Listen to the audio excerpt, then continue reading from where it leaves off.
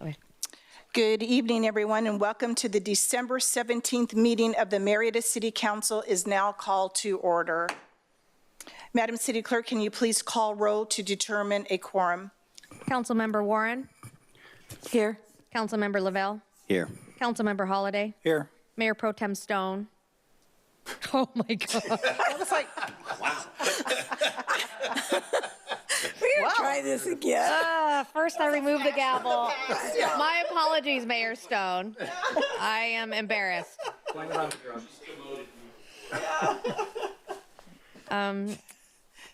Mayor Pro Tem Mayor Pro Tem Warren. Warren again. Yes. Here. Mayor, Councilmember DeForest. Yes, Thank you, Councilmember Holliday. Mayor Stone. thank you. Here. Let the record reflect that all members are present, and I will get it together for the 6 p.m. open session. Well, we're not done yet, though. No, we are not. So, Madam City Clerk, would you please go over the closed session agenda, and are there any public comments? Thank you, Madam Mayor. We do not have any public comments on closed session. Thank you, Madam City Clerk. We will recess. With that, we will recess into closed session, and we will reconvene at 6 p.m. for the regular meeting. Thank you. Yeah, Madam Mayor. Oh, It's like a rehearsal, Council. The City Council will meet in closed session on CS1, conference with legal counsel existing litigation.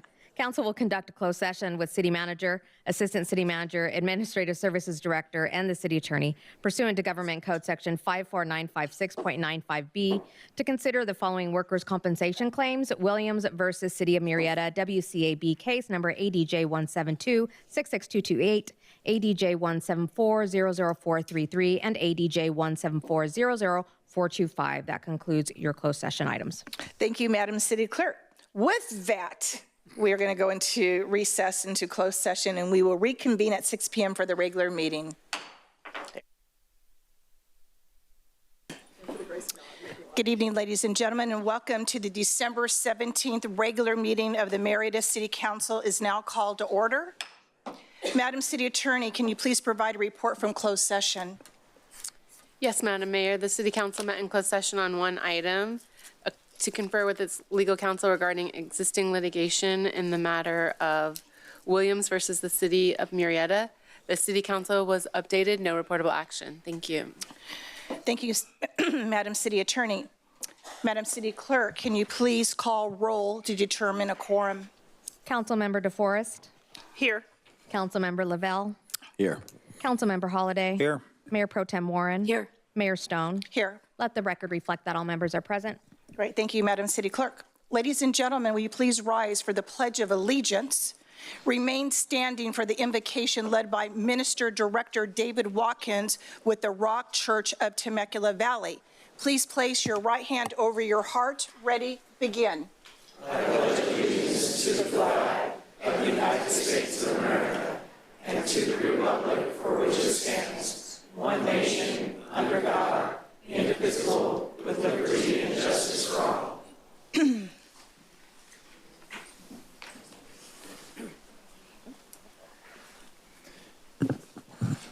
Father, we thank you. We thank you for this opportunity. We don't take it for lightly, the responsibility that you have given us.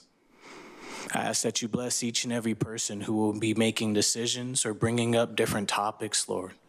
I ask that you guide our hearts, guide our words, for everything for us to do, for us to remember the sacrifice that you made and be able to put forth the same sacrifice for this wonderful city you have put us a part of.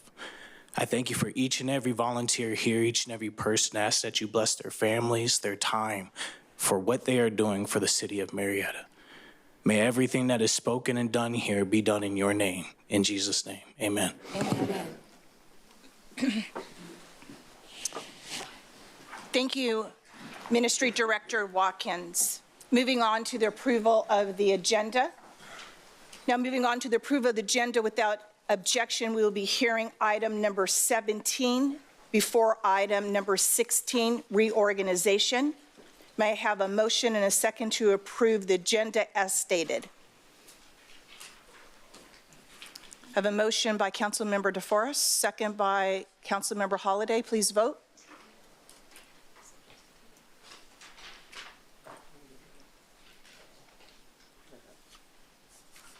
Motion carries unanimously, 5-0. Thank you, Madam City Clerk. Moving on to the City Manager Administrative Update. The City Manager Administrative Updates is an opportunity for the City Manager to provide community updates as well as department or commission announcements on current or upcoming projects. Mr. City Manager.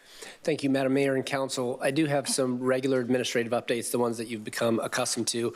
But before we do that, I also wanted to address a community incident. We had as Council and many in the community know, a violent incident recently at a Ralph's grocery store associated with school children after school, and wanted to make sure we provide an opportunity for our police chief and other personnel to come up and talk to you in the community about that. Obviously, there's some concerns we've seen on social media and expressed by residents. Council members have engaged with staff right away. The chief and I met first thing Monday morning. This is something we take really seriously. We understand that one of Murrieta's #1 assets is being a safe community, so didn't want to let this opportunity go to address that and let you know what we're doing to deter and respond to those kind of incidents. So if you don't mind, I'd like to invite Chief Henry and Captain Durant up to talk to you a little bit about what happened and what we're doing from here, and then I will proceed with the rest of the updates. Thank you.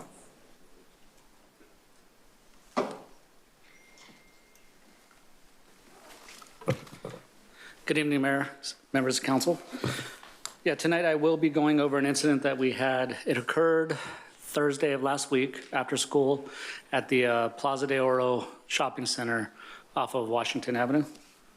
What I'm going to do is kind of give you a background on it and a status of the case, and then also what we're looking to do moving forward. First, I want the council and our community to know that not only do I share your concern with the events that occurred last week, but so does the entirety of the Murrieta Police Department. The juvenile violence witnessed by some and later seen on video is very concerning to me as the chief of police. It is important that you know I have upwards to 10 to 12 officers and detectives conducting investigations and taking enforcement action. The behavior displayed Thursday afternoon was horrendous and will not be tolerated by your police department. We have a zero tolerance policy for violent crimes committed by those of all ages. I want to reiterate that our residents have the right to shop, run errands, and really perform any activity safely in our city, and to know that their children are safe when they're not at home. Now I would like to provide some context for last week's events and inform the community of the status of the police department's investigation. I'm going to only be able to provide a high-level summary of the incident that occurred on December 12th, simply because it involves multiple juveniles and the case is still ongoing. I do not want to compromise the investigation in any way, but I do feel it is very important to give some sort of details of what transpired so our community has some answers. So last Thursday at approximately 3:54 p.m., Murrieta police officers responded to a radio call of a large fight in the parking lot of Plaza de Oro shopping center on Washington Avenue. Several callers reported a large group of juveniles were fighting with each other and adults in the area. Upon the officers' arrival, the fight had already ended and most of the people involved already left the location. There were witnesses and subsequent video that we were able to observe, which led us farther into our investigation.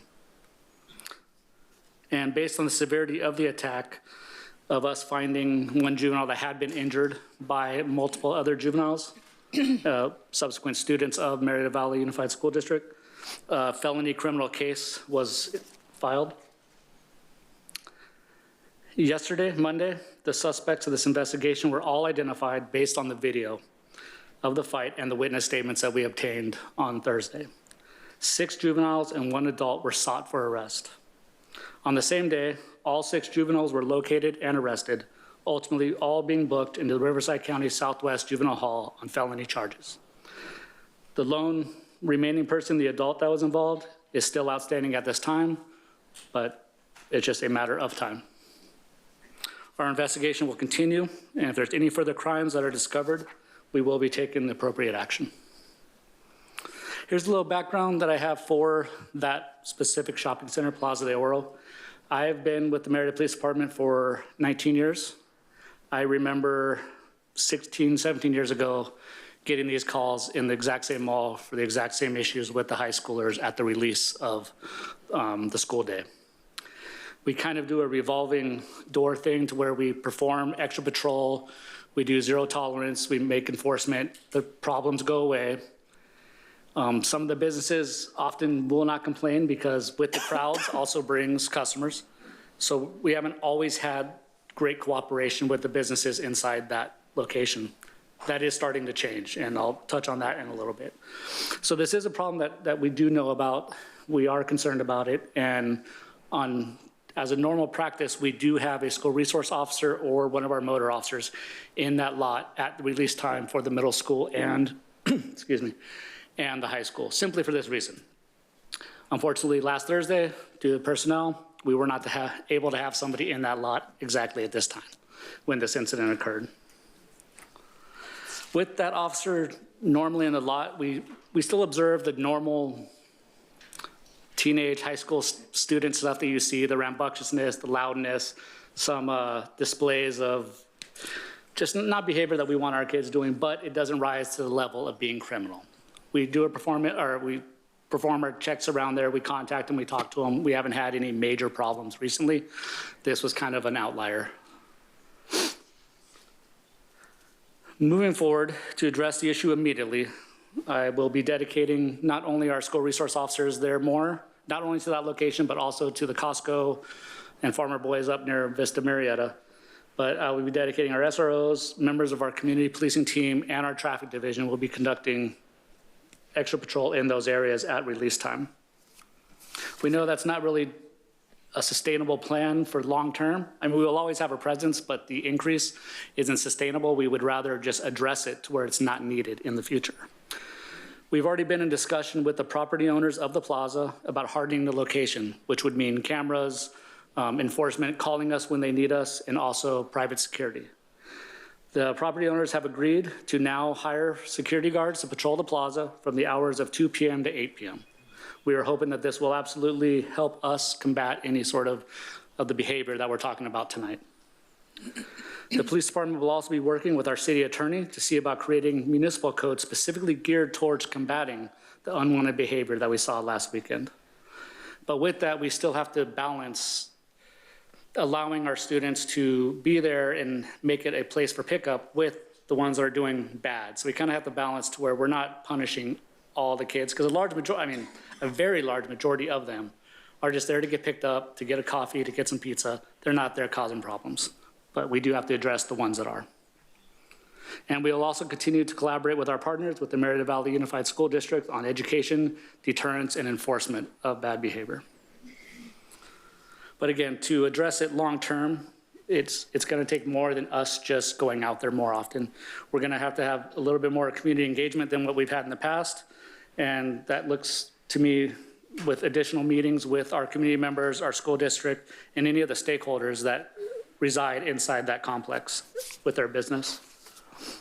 And as we've seen, that is already starting to occur with the security guards.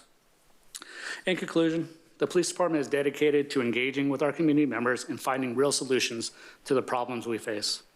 I want the city council and all community members to know that the police department hears your concerns and will absolutely address them in the appropriate manner.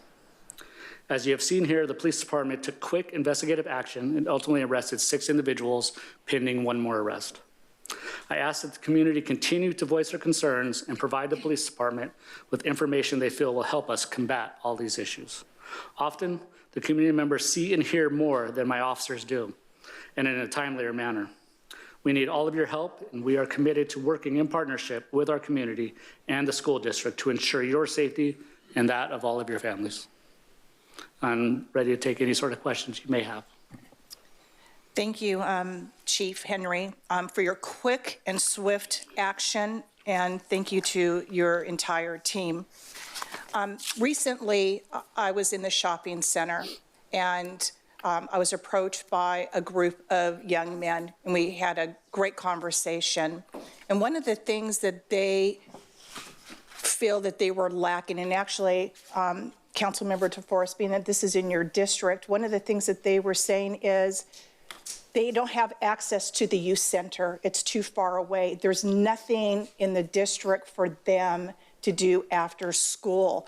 And maybe that's something that you and our city manager Brian Ambrose can look into to see if there is a possibility of a park where there's basketball hoops and so on and so forth, so the children have a place to go after school. You are correct, the majority of the kids that do hang out there, they're good kids. And unfortunately, sadly, the bad ones made a difference in that shopping center, and then also profiling those children, which is not right. So majority of them are bored, they want something to do, and so I just wanted to share that with you. But again, thank you so much. Do any of my colleagues have questions? Yes, MPT Warren. Thank you. Swift action, accountability, we couldn't ask for more, and thank you so very much. But I also want to make note that we're having similar issues at the Target Center, and I'd like that to also be looked into, if you could do that, please. The Super Target or the one on Cal Oaks? The one on Cal Oaks. Okay. Thank you.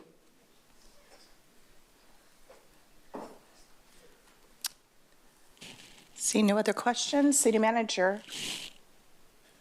Great, thanks. I'm ready to proceed with the remainder of the updates, Yes. it pleases the mayor and council. Great. Yes. So just a few things first to note. City Hall will be closed to the public between Christmas and New Year's holidays. So that's Tuesday, December 24th through Wednesday, January 2nd, through January 1st, reopening Wednesday, January 2nd. Also, the County of Riverside is currently recruiting for individuals to serve on the 20, 25, and 26 civil grand jury. So those that are interested, you can find flyers with additional information here at City Hall in the foyer. And then we have 3 other administrative updates from various departments this evening. We're going to have an arson investigations program update from Bernie Malloy, our fire chief, followed by an update on Murrieta Marketplace given by David Chantarangsu, our Development Services Director, followed by a community update given by Christina Davies, our Public Information Officer. So without further ado, Fire Chief Malloy.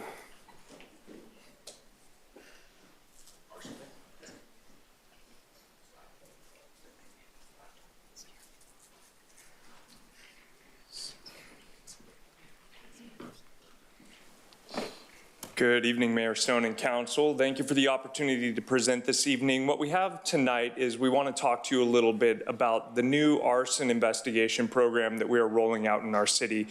As a bit of background, about a year ago, we started a new program with new people in charge of it, Captain McLenau to my left. And what we wanted to do was leverage what we have that's great here in the city, which is both a fire department and a police department that work together closely.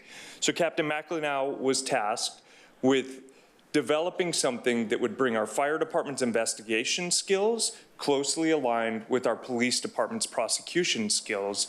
And so this evening, I'm going to have Captain McLenau and Captain Durant, congratulations, present on our arson investigations unit program. Hey. Thank you, Chief. Thanks for allowing me to present this program to you guys. Again, my name's Mike McLenau, fire captain here for the city, and now Captain Durant. I was asked to restart our program, revamp it in the beginning of 2023, and I'm here to give an overview of what that program looks like. In the past, we've had fire investigators, but not necessarily a program or a process in place. We always relied on the person. So there's a whole program that needs to be established, and where's my clicker here? So when we look at arson investigations, there's 2 components to it. There's the fire side, the origin and cause component, and then the PD side, which is the criminal aspect of the things. Working together with the police department, it's critical that we combine our efforts together and work side by side from beginning to end to have a thorough fire investigation to enhance the criminal aspect of it, and then make sure that we don't repeat any arson offenses and overall improve the safety of the community. What we came up with for what works good for our program or for our city is one full-time lead fire investigator, which is myself, which is grant funded right now for 2 years. 3 shift engine investigators as of right now of 2024. What that means is the firefighters on the engine will respond to the fire, suppress the fire, do their fire duties, but after the fire is suppressed, then they'll turn into investigators and do preliminary origin and cause investigation.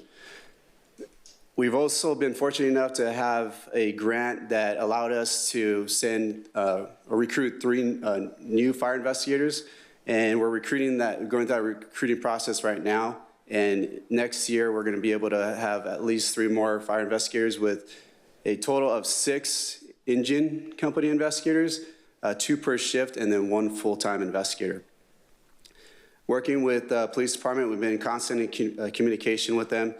Lieutenant Durant, now Captain, Sergeant Theory, and Detective Leach are our contacts, and we're going to be working closely with them. They're going to be training us on all the expectations of what they want us to do when it comes to the criminal aspect of things, and then we'll also be working with them what we need their help in that process as well.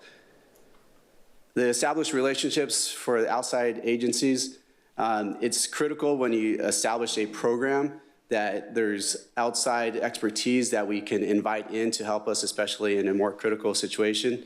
So we have a Riverside County Arson Task Force that we also revamped in this process.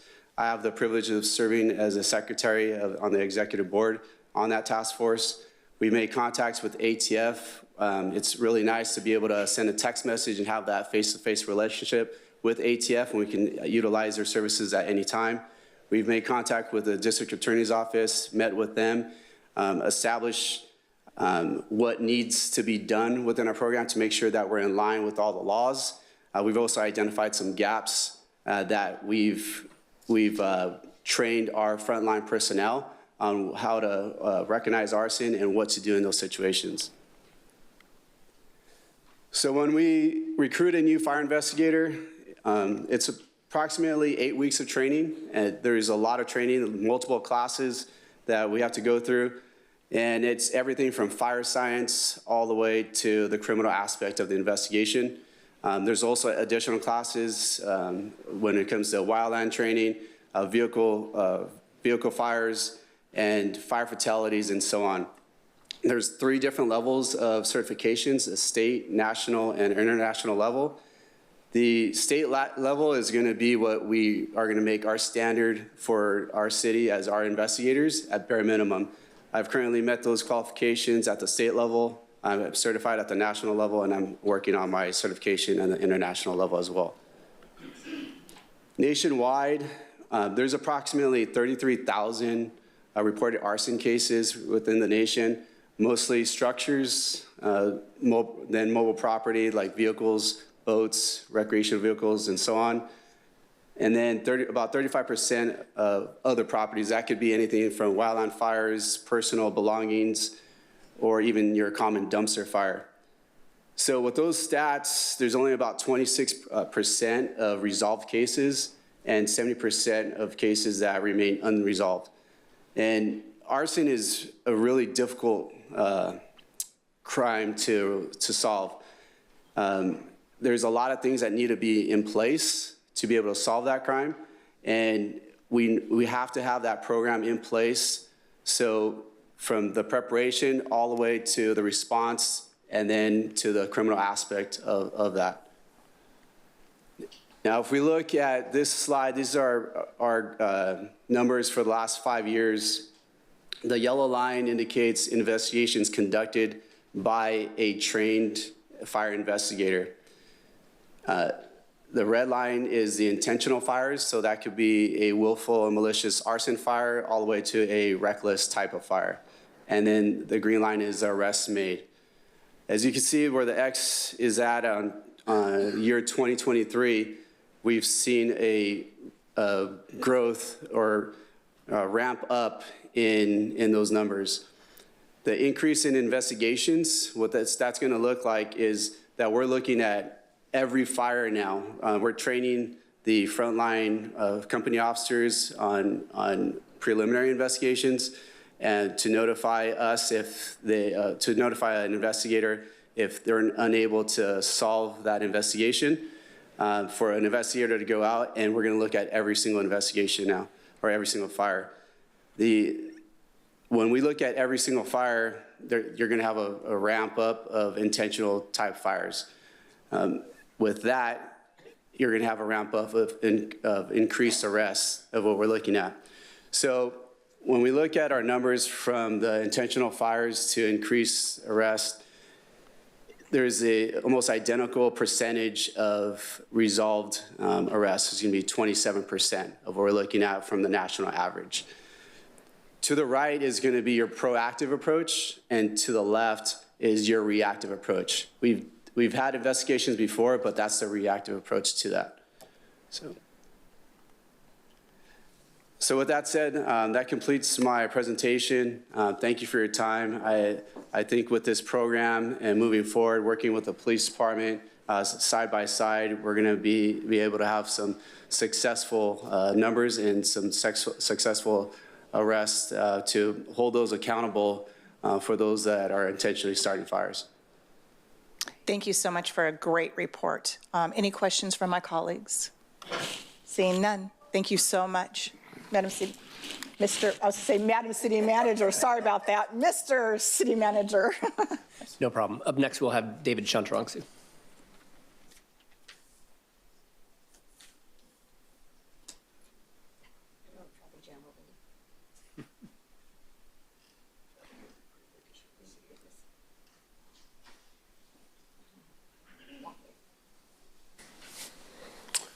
Good evening, Mayor and council members and members of the community. It's my pleasure to provide you with an update on a project that we call Murrieta Marketplace. So we've had some great successes with retail projects this year, and so I'm happy to bring you an update on this one. So the property in question is highlighted in yellow in the middle of the screen. It's about 49 acres, and it's at the northeast limit of our city boundary.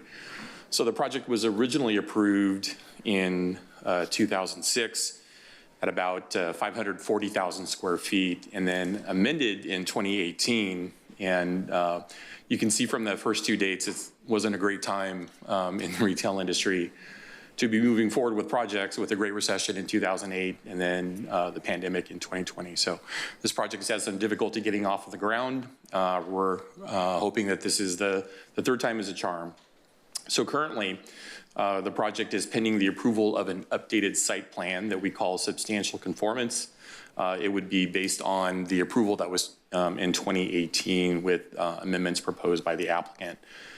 So since the original approval and the amendment, there's been a major traffic improvement of Clinton Keith with the extension to Winchester, just to the south of the project.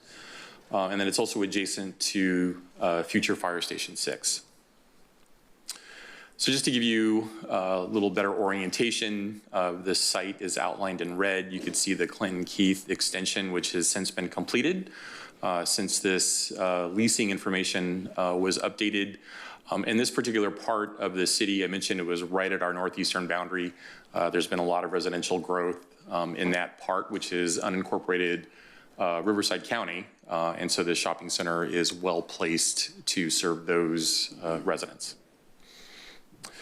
This was the 2018 plan. The original, or the 2018 plan, I should say, had a number of pads located along Winchester Road and Clinton Keith Extension. There was one big box, which is identified at the time as Home Depot. Of course, we know that Home Depot was since relocated and opened at the Orchards Shopping Center. There are also a number of mid-size boxes, as we call them, around 50,000 square feet. And if you look at the current plan, the big box is shifted further to the north. You still have a number of small pads, and the smaller mid-box retail sites are moved to the south.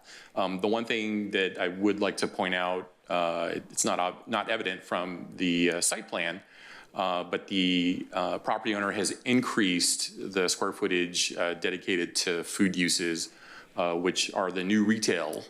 So we're getting more uses that are going to bring residents to the shopping center with hopefully some great food choices. And so in terms of architecture, it's the contemporary architectural styles that we've been seeing for more recent shopping centers, a mix of colors and materials. These designs essentially track the national retail identity that these retailers have. The retailers that you see in the photos, the Sprouts, the Home Goods, Ulta, our understanding is the property owner has all signed leases with these entities, and they're just waiting for the project to be able to move forward. One thing that we liked about the project, so this is a kind of a food court that they're proposing out at the corner of the project site at Clinton Keith and Winchester. It's got some great open spaces for outdoor dining and for residents to enjoy some plaza areas there. So what's next? We're currently reviewing a final traffic study just to ensure that the traffic numbers are lining up with what we originally approved with the amended plan in 2018. I mentioned it's going through a substantial conformance approval, so that essentially means that the applicant is making some modifications from what was originally approved in 2018. Once that occurs, the developer will be going into building plan check and performing their site work. So we'll probably expect about a 2-year time frame from when the city grants its approval until the project opens in its initial first phase. So with that, that concludes my presentation, and I'm happy to answer any questions you might have. Otherwise, I'm happy to yield to Ms. Davies, our Public Information Officer. Fantastic. Thank you so much. Colleagues, any questions? Seeing none, thank you, Mr. Chantarantsu.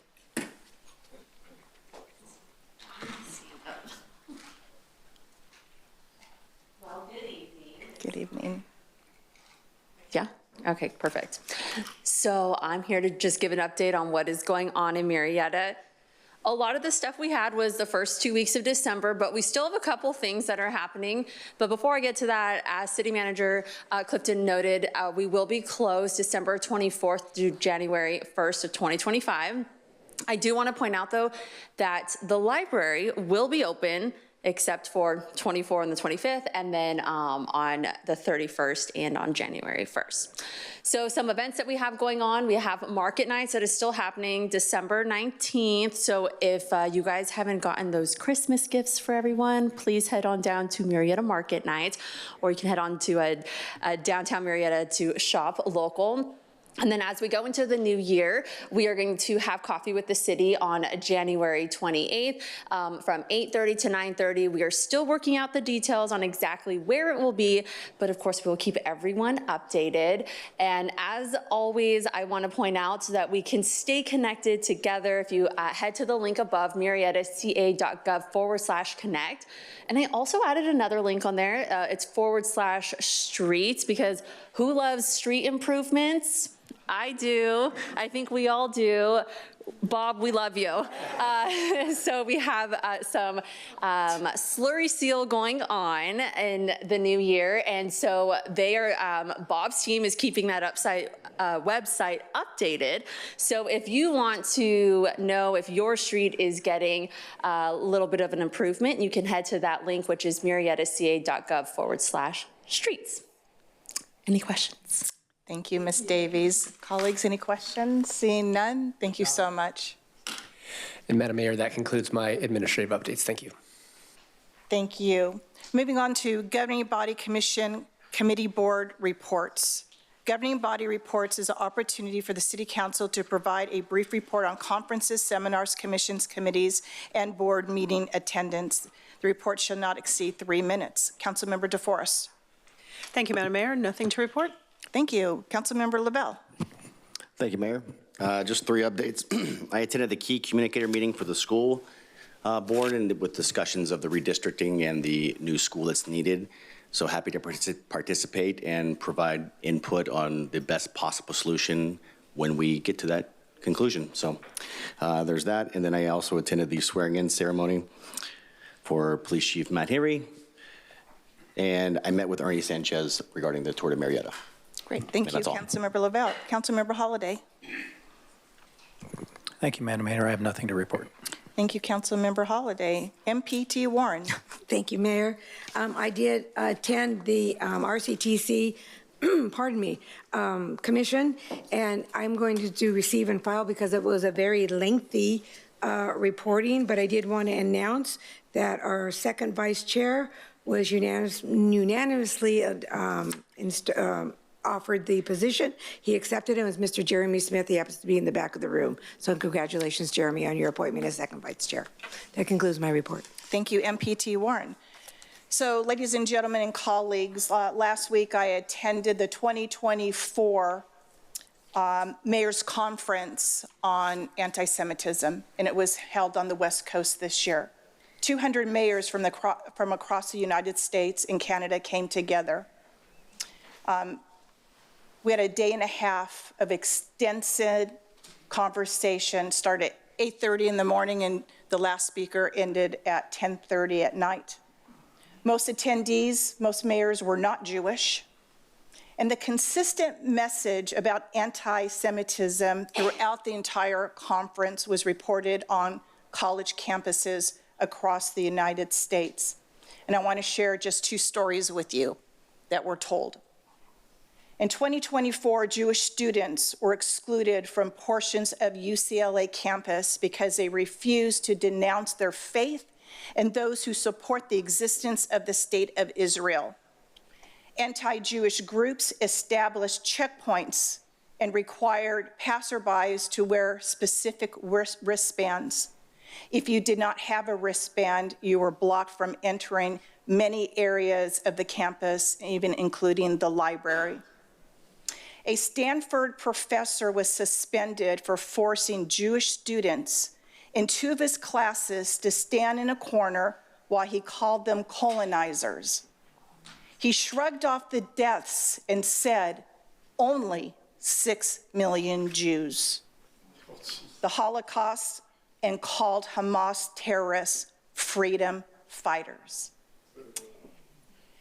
It was a day and a half.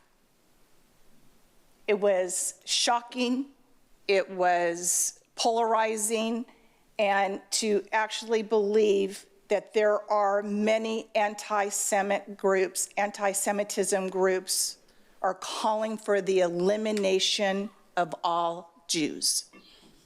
Hate is taught. That's what we were told, and it is. Hate is taught. The highest number of anti-Semitism incidents ever recorded by ADL was in 1 year from October the 8th of 2023 until October 1st, 2024. And the ADL started tracking in 1979. So at the end of our meeting, we have a section where we can add an agenda item. And every single mayor across the US and Canada was called to take action. And at the end of the meeting, I'm going to take action. So if you're around, I would appreciate it. If not, you'll hear more as we go into January's meeting. With that, that concludes my governing body report. Moving on to public comments. This is non-agenda items. Any person may address the governing bodies on any subject pertaining to city business. Normally, no action may be considered or taken by the governing bodies or any matter not listed on the agenda. Each speaker will be limited to 3 minutes. Requests for more time must be made to the city clerk with a timing limited to a maximum of 6 minutes. Before I call on our Madam City Clerk for any comments, I understand we may have some individuals that would like to speak regarding the incident at the Ralph Shopping Center last week. I want you to know that Chief Henry, who presented earlier, if you would like to have a private conversation with him and our Assistant City Manager, Kristen Crane, please head over to the lobby and they will be more than happy to answer any of your questions. We would like your voice to be heard. You still may pull the slip. If you haven't, you still may do so, but we wanted to give you an opportunity to speak to our chief personally. Madam City Clerk, are there any public comments? Michael and Barbara Sullivan. Yeah. Barbara's trying to not come. Looks like you won. So we are Mike and Barbara Sullivan, just citizens of Murrieta. We've been here for over 10 years. Our subject tonight is the French Valley Airport. And now I have to admit, we have not been to every meeting over the last few years, ever since we fought the battle over short-term rentals. And by the way, congratulations and thank you for everything you all have done in that regard. But on the airport, as you know, they're supposed to fly a certain route when they leave, and they don't always do that. 3 to 4 times a day or a 24-hour period, they'll fly right over our house. So Barb and I went into the building there at the airport and asked them, well, what can we do? They said, well, don't talk to us, you have to deal with the FAA. Okay, so what do we do with the FAA? Well, you have to report the plane number. What is the buzzword for it? The tail number. Thank you. The tail number to the FAA. Okay, so we went out and we looked up. You can't see anything. So I got my iPhone out there, went like this, still can't see anything. So I bought a cheap telephoto lens, it's really cheap.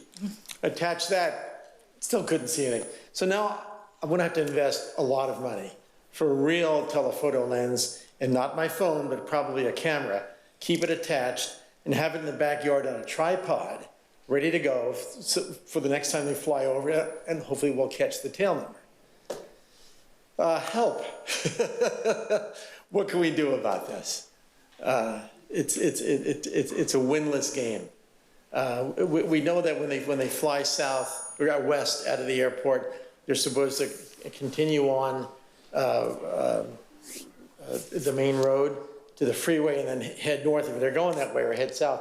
Well, oftentimes if they're heading north, they just hard right over our house and in the houses of our neighbors. So just want to report that to you, not asking for anything tonight, but I hope you can, do some study on that. Thank you, Mr. Sullivan. Thank you. Thank you for listening. Thank you. Good evening. Madam City Clerk. Mr. Kassan-Klein.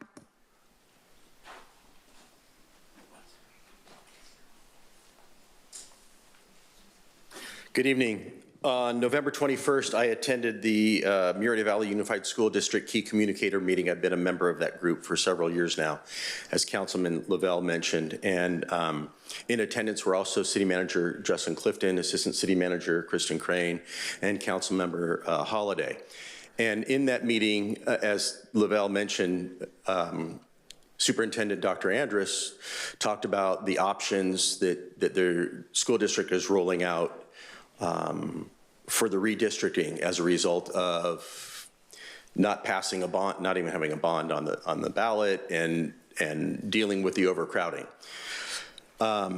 Wednesday night, I attended one of the workshops that the school district had, and I spoke with their consultant, and I asked him, have you guys run a traffic simulator based on the 3 options? Because it seems to me, aside from parents wanting to know what school their children are going to go to, is one of the top priorities or concerns is going to be traffic. And one of the things I said at this key communicator meeting and suggested to Councilman Holliday and Lavelle and staff was, when it comes to traffic, the parents aren't going to come to the school board screaming and yelling about traffic. They're going to come right here before you folks.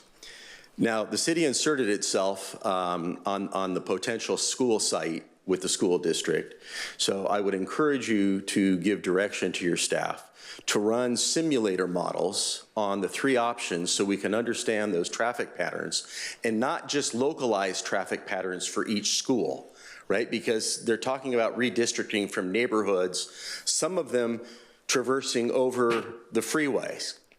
And then based on that, I would encourage you to continue inserting yourselves in the school district's business and give an opinion on the 3 options based on what the traffic sim shows. I hope you will consider that and give that direction so that we can best deal with the traffic and the new traffic patterns that we're going to be dealing with until a new school gets built. Thank you. Thank you, Mr. Klein. Madam City Clerk. Amy Edgeworth.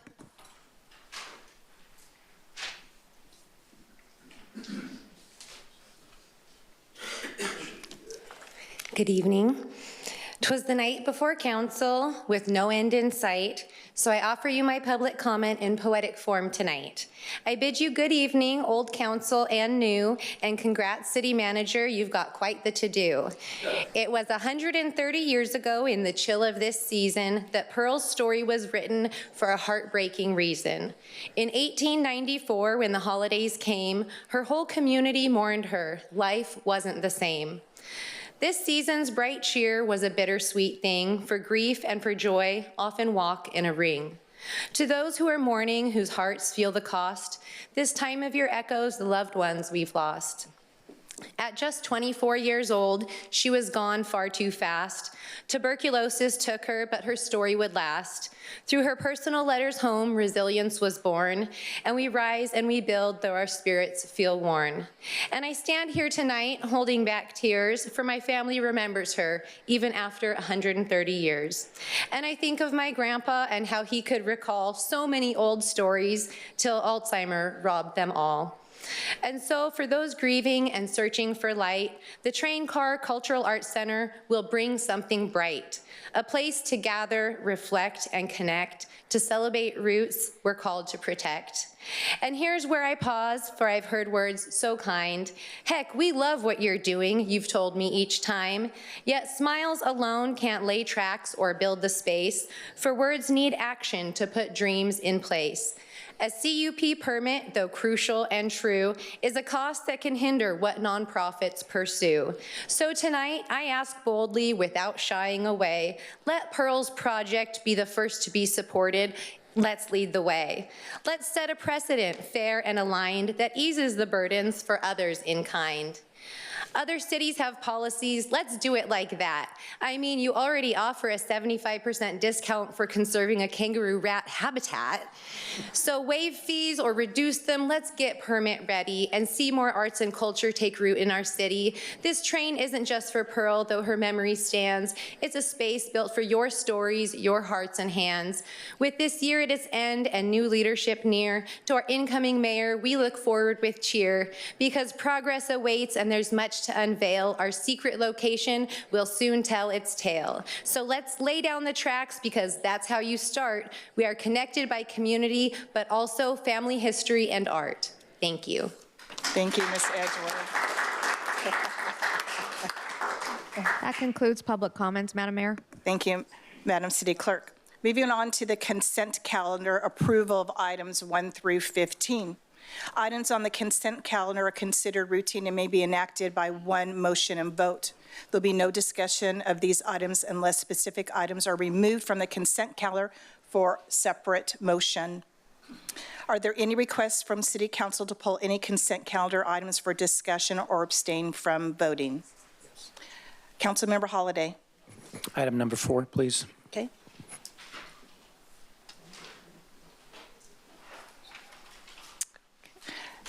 Madam City Clerk, are there any members of the public requesting to speak on a consent calendar item?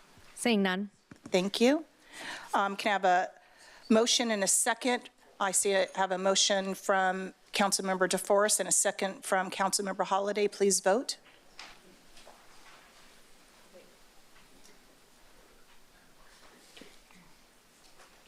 Motion carries unanimously 5-0 with the approval of pulling item number 4 for discussion. Great. Councilmember Holliday, you're up. I just wanted to have a discussion on this item because we have 2 meetings in succession that are dark. We've done that a couple times, well, every time I've been here. And I know it creates challenges, as the city clerk has done some research for me and found that we've had to have special meetings to take care of city business during that time. I would like council to approve eliminating the July dark meeting and just having the one on August 5th. That gives us a month off between the 2 meetings, which should be plenty for anyone who needs to take vacation or anything, and then we can still get city business done.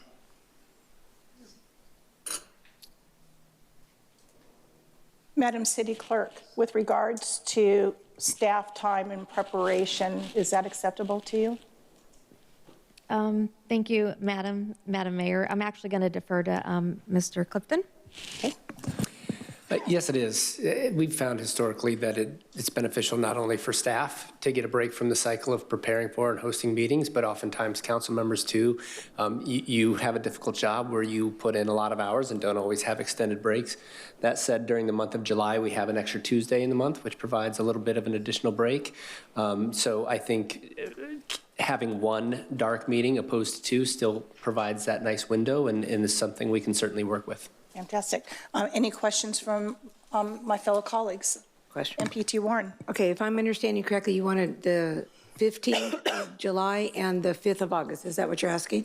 No, currently, those are the two dark meetings. Okay, so So you're. I was suggesting we have the meeting on the 15th of July. Okay. Keep the 5th of August dark because that's National Night Out, Okay, which we used to miss all the time. right, okay. So I would keep that one dark so we can attend that. Okay, I just wanted to make sure I understood what your dates were. Thank you. Okay. I just did. Okay. I have a motion by MPT Warren, a second by Councilmember Lavelle. Please vote. Do you have a question? I just had a question. Yes, ma'am. Ron's motion. Oh, I'm sorry. Did you make the motion? I did not. Okay. Sorry. Did you want to? No. Okay.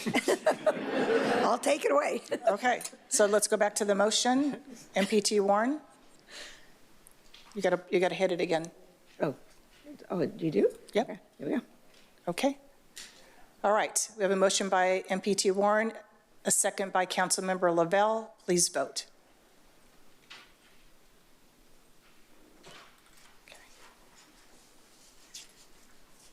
Motion carries unanimously, 5-0 as Sorry about amended. that. That's okay. Thank you, Madam City Clerk. Moving on to discussion item 17, as noted earlier, we'll be taking the agenda out of order. We will take the discussion item first, followed by the reorganization.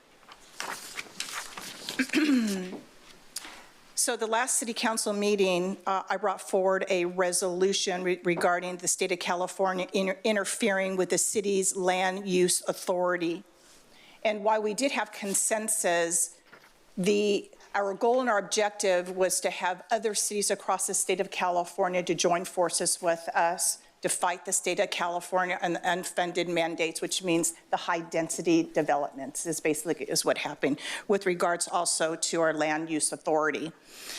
In our discussion, the resolution was geared towards Murrieta a little too much, and my colleagues wanted to be a little bit more general so other cities or even counties can adopt the resolution. I'm going to ask my colleagues, are there any comments at this time with regards to the change? Councilmember Holliday. Thank you, Madam Mayor. The new resolution is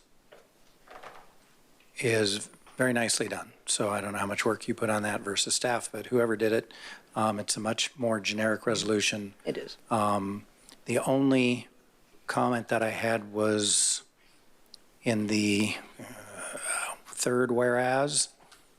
It says that were never contemplated by the Murrieta general plan.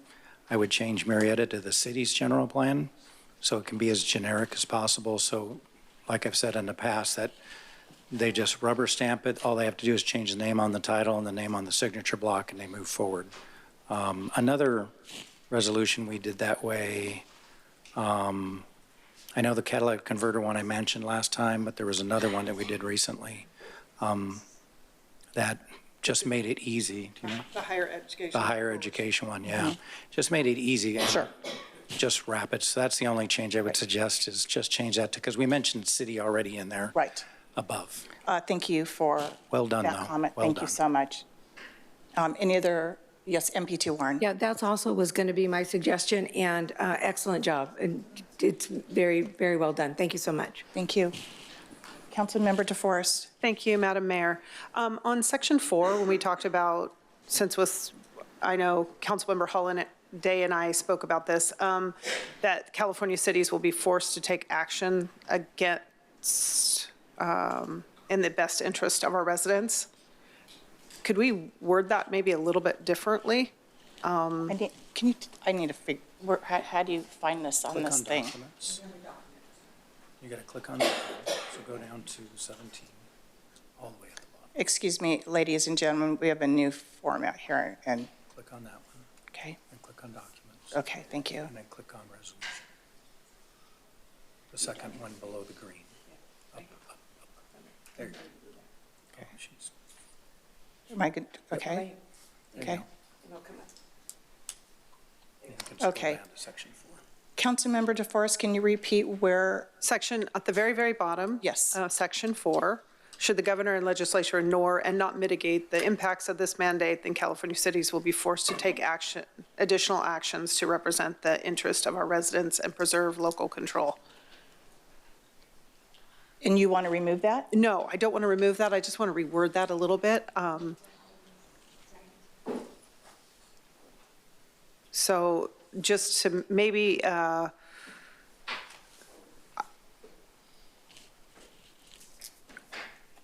it's worded weird in the beginning. Should the governor and legislature ignore? I think that, we the people are speaking.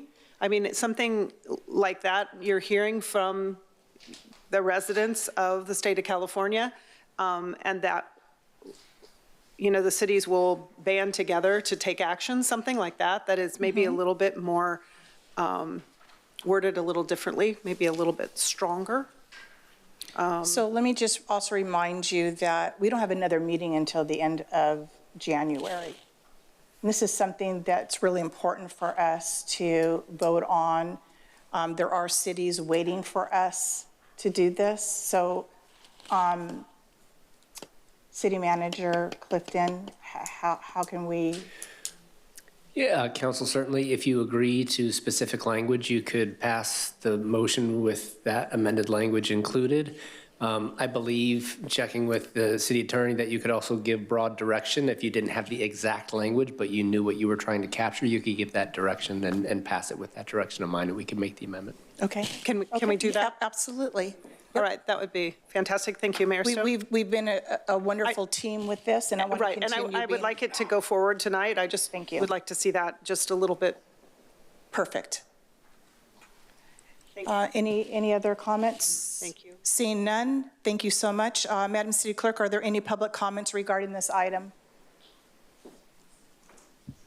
Yes, Madam Mayor. Sarah Halverson Saha. And she actually is requesting for 6 minutes, and she has donated time from Ashim Saha, Madam Mayor. Yes, Madam City Clerk. Thank you.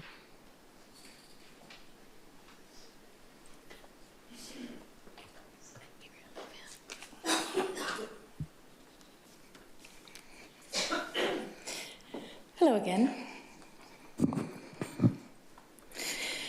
Dear City Council members, thank you for giving everyone the opportunity to address you tonight and every meeting. It shows that you feel the importance of taking input from those that you serve. It calls to mind the leaders of California who are actively ignoring the cries of individual cities who are suffering under a governor who is quickly beginning to look like a dictator. He no longer seems to care about the desperate cries from cities he and his team are supposed to be supporting. They are viciously proud of all of the cities that they have brought to heel, like King George III, and we all know how that went. Like our founding fathers, you are now at a crossroads to lead our city through hardships into the hope of a new future, or to keep the known path that will likely leave our town in its current spiral. You will make a decision tonight on a resolution that will start us on a journey that will allow you to take back the leadership of our city. Like our forefathers, you will need to come together despite your differences and present a united core to break through the bureaucracy that we are now facing. Individually, you are all powerhouses in our community. You have all worked hard to be successful in your professions and as elected leaders. Individually, you have all overcome significant challenges personally and professionally. Today, I come to you with a challenge. I challenge you to join together and be united in the goal that is being put forward in the resolution you will be asked to vote on tonight. I challenge you to come together and build your relationships with each other so that you'll be stronger as a unit. If you combine your individual strengths and talents and expertise and blend your ideas, you will turn your ideas into actions, into a steel that will be able to cut through any confrontation you will face. Lead, and soon other cities will join you. We all know there is strength in numbers, and soon the state and country will no longer be able to ignore our voices. Pull us out of this downward spiral. We are already seeing how our town is being changed. Children are not safe in their schools or on our streets. Our homes and livelihoods are at risk. You will have to lead our town and others into this new path towards the change that we all need. Soon another of you will take leadership at the head of this council, the first among equals. I implore you to keep the momentum that your step tonight will initiate. I ask you to listen to each other and take the good ideas for what they are. I fear we will need all of your ideas and connections to make this a success. I beg you to lead us into a brighter future where our council has the ability to choose what is best for our city instead of being beholden to a state that no longer sees us. Thank you. Thank you.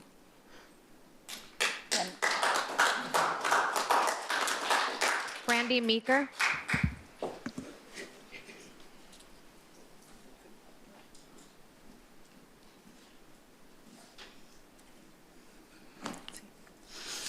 Good evening, council members. Thank you for the opportunity to speak to you tonight. I'd like to address the resolution brought forth by Mayor Stone at the December 3rd meeting regarding the state of California interfering with the city's land use authority. President Woodrow Wilson envisioned a grand and all-encompassing administrative state that would largely take the running of our country out of the hands of elected officials and give it to bureaucrats who are best able to run his ideal progressive big government much more efficiently. Through a supermajority and a like-minded governor, California has achieved that nightmare scenario. This country fought a war of independence over the right of self-determination. We should not forget that and allow ourselves once again to become ruled by petty tyrants. Overregulation is killing California. Businesses are leaving in record numbers simply because they cannot afford to do business here. Overregulation also plays a huge part in the housing affordability crisis in California. We have all been on the grassroots bandwagon for some time now, but the efforts must not stop with merely getting people elected. We must continue to fight by pushing back against unjust and overreaching elements in our government. The recent win by the city of Huntington Beach regarding voter ID should inspire us and galvanize us into action. We must seize the momentum and let the state of California know that we do not want them micromanaging our community. At the December 3rd meeting, where this resolution was first discussed, there was some pushback on the final section, which was just mentioned. I implore you to keep this language. As of right now, the state does not care what we think or what we want. We must get their attention. If that ultimately means a legal battle, then so be it. We must be resolute. Fortune favors the brave, and bravery is contagious. When one stands, it emboldens others to join. Soon there will be many, and we will not be easily ignored. Thank you. Thank you.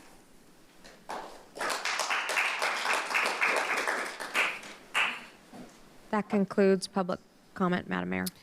Thank you, Madam City Clerk. Council members, let's bring it up back to the dais for discussion. Councilmember Holliday. I have some suggested language that can be a framework to work from, not final. I'll just read it and let you guys tell me what you think.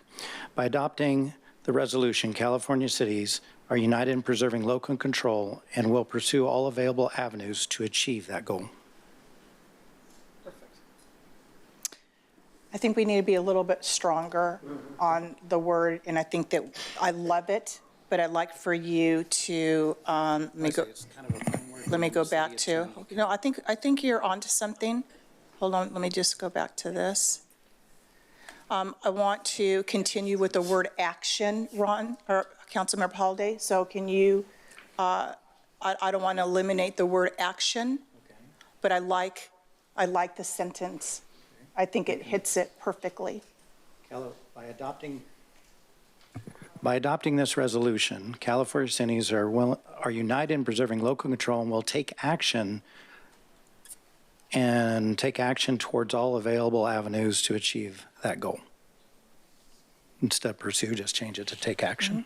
Councilmember DeForest, are you okay with that? I'm fine with that. Perfect. Councilmember Lavelle.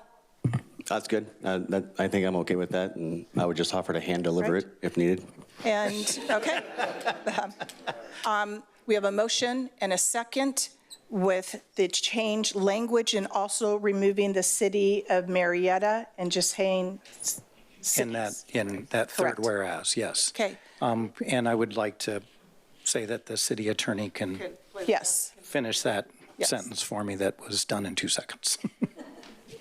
Good job, Councilmember Holliday. Okay, please vote. Madam Mayor, could I just please have Mr. Holliday read it one more time? Yes. By adopting this resolution, California cities are united in preserving local control and will take action in all available avenues to achieve that goal. Something needs to be fixed in that last part, but that's the general gist. Okay. Thank you, Madam Mayor.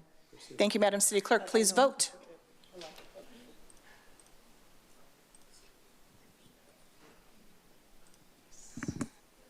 Motion carries unanimously as amended. Unanimously, 5-0. Thank you, colleagues.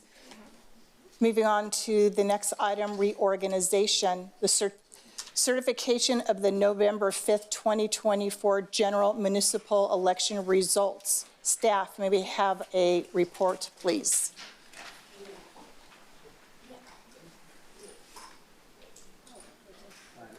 Oh, gosh. Yeah.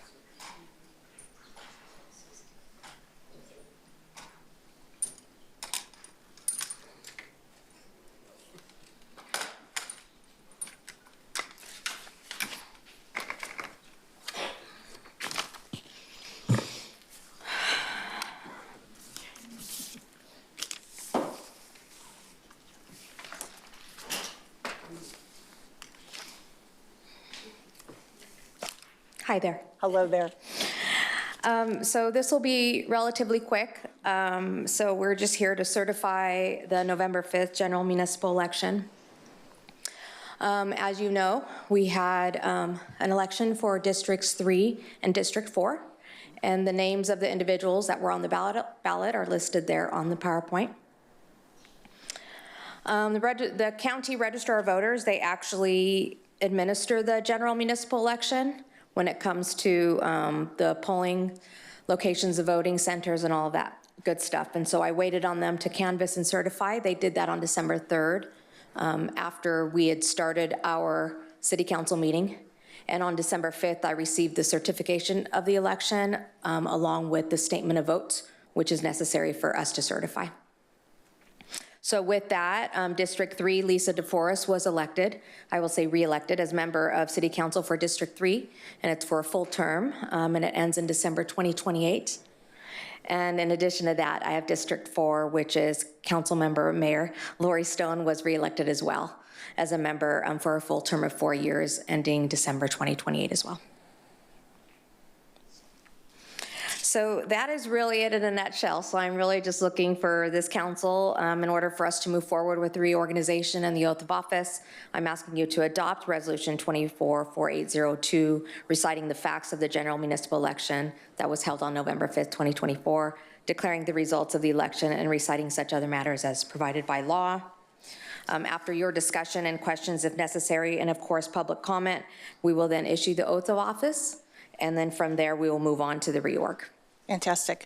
Thank you so much, Madam City Clerk. To your entire team, I know it was, a very stressful time in navigating the residents, all the questions. So thank you to your entire team. Council, are there any questions or discussions for our City Clerk? Seeing none, Madam City Clerk, are there any public comments regarding this item? Craig Harlan with donated time from Cheryl Harlan, Madam Mayor.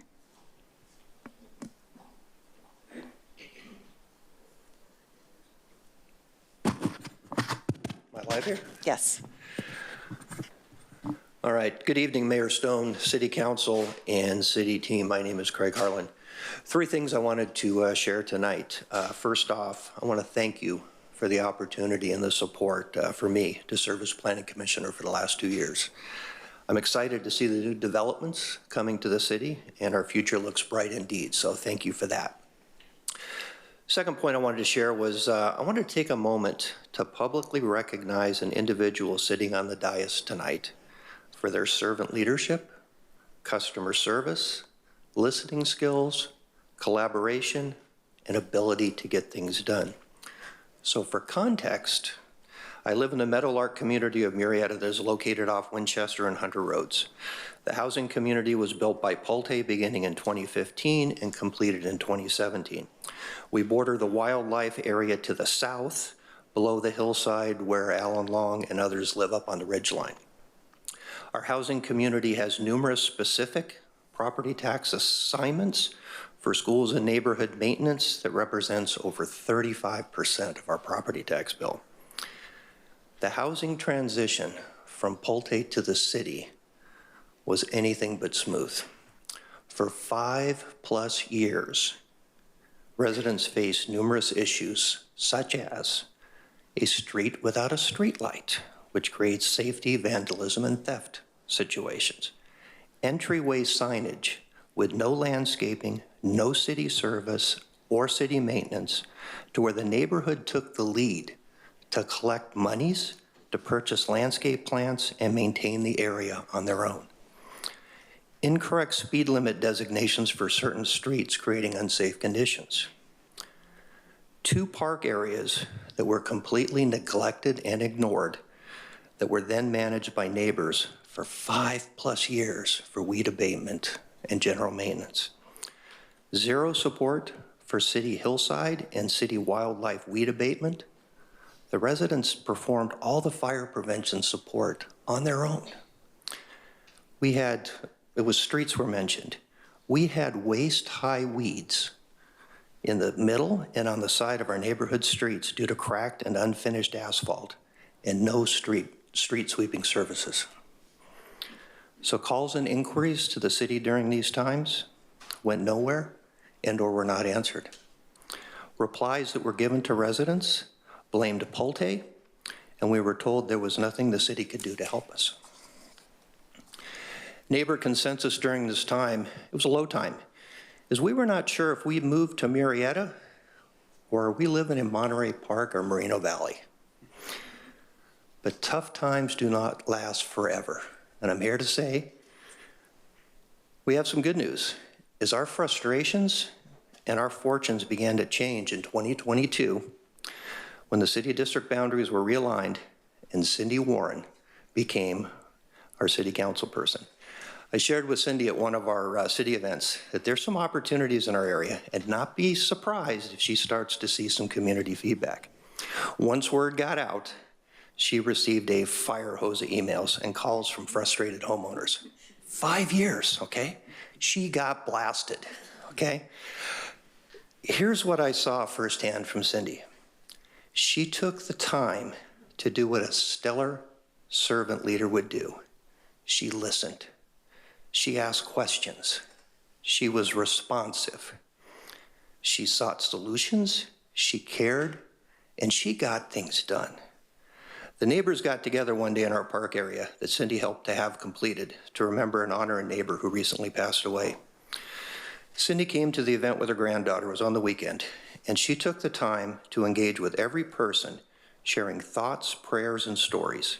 She truly applied both a personal and professional touch to the neighborhood. Cindy checks all these boxes as she addressed our opportunities, right? Servant leadership, customer service, listening skills, collaboration, the ability to get things done, all things that I know are important to all of you up there on the dais. As you begin the process for mayoral assignments, based on my city, resident, chamber, and 30+ years of executive sales management, including board experiences, I believe Cindy Warren would be an outstanding mayor for our city. Cindy, on behalf of my family, our neighbors, we appreciate and thank you. We do now feel like we are Murrieta residents indeed. Third and lastly, So Justin, congratulations on your new city role. I would assume this might be the first time you've heard about the opportunities that we faced over the last time here in our subdivision. Yeah. In the spirit of continued improvement, I would welcome the opportunity to follow up with you to discuss further.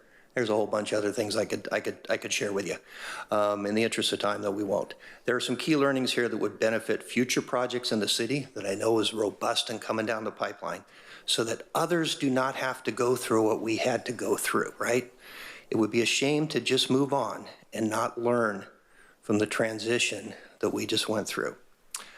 Crystal has my contact info and would certainly welcome the opportunity to hear from you. And with that, I want to wish everyone a very Merry Christmas, a safe and happy New Year, and happy holidays to everyone. Thank you. Mick Harrod.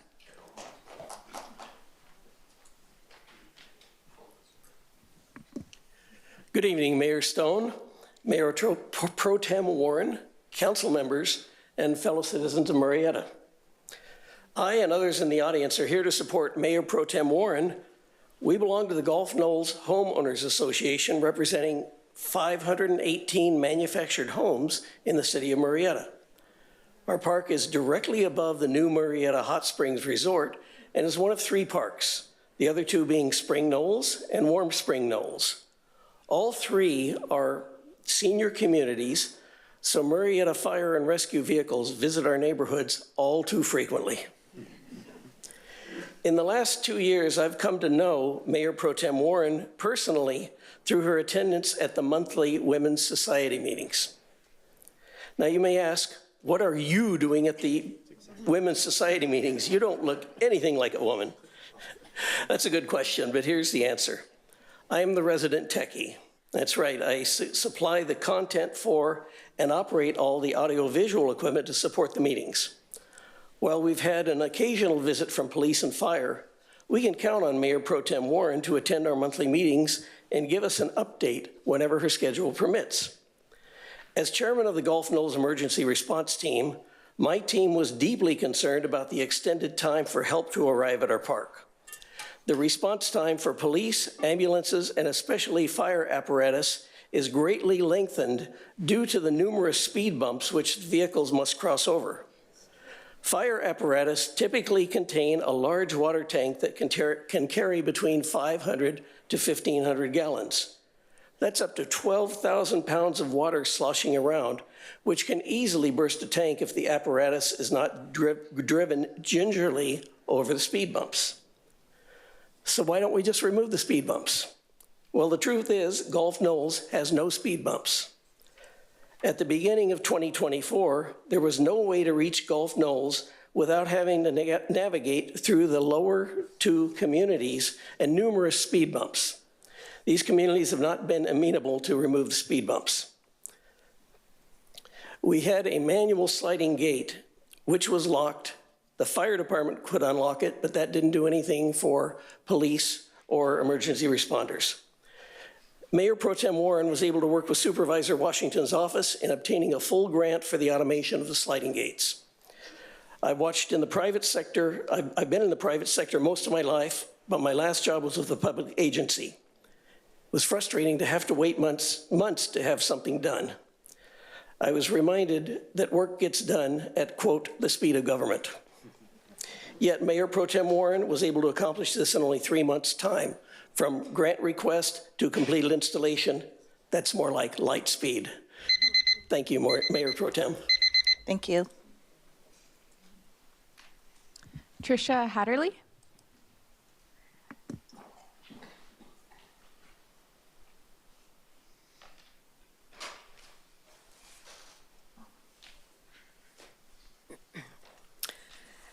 Good evening, Mayor Stone and council members. Thank you for the opportunity to speak tonight. My husband and I moved to Murrieta in 2017, and when we moved here, we were assured that Murrieta had strict CCRs. And when we received our tax bill, we were certainly hoping it was true. As already was stated, I live in a development where the tax bills are extremely high. I'm in the Meadowlark area, and we were a new development. Our issue started with the parcel across the street from us that the builder was not allowed to put a house on because it contains the sacred rock that belongs to Pechanga. Yet there's no record of sacred rock, only word of mouth. The second issue is the Warm Springs Preserve that is directly behind us. We chose the lot because of the beauty of it, but here again, we were told that the city owned the immediate area that butts up against our property and it would be maintained. For the first 5 years or more, I made multiple calls to the city and code enforcement. I'm sure my name is very well known here. I received story after story regarding who was responsible for different areas I mentioned. And please note, in order to ensure our house was safe from fire, my husband actually, has had to maintain the fire break directly behind our house, and we've hauled away trash, furniture items that people dump in the area to keep the area beautiful looking. Just to remind you all, our first December we were here, we watched the Liberty Fire rage just behind us, and we were concerned about our home. So after going to code enforcement and so forth, I started to email the city to get a response, and that's when Cindy Warren became our district council rep. I also CC'd the mayor, obviously different mayors because we go over several years, couple years, and the city manager. Thankfully, Cindy responded and took the time to make a difference.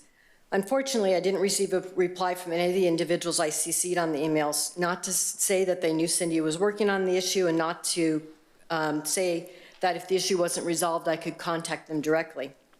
But I do want to take the time today to thank Cindy personally because I can complain, but I can also say thank you for listening, taking action, and making a difference, and you continue to do so. The areas have been cleaned up, the oak tree was limbed up when others told me it couldn't be done, the fire breaks being maintained. So we look forward to the continued improvement and support that you will provide Murrieta. And if you do become our mayor, you have our full support. Thank you. Thank you. Tom Beamish.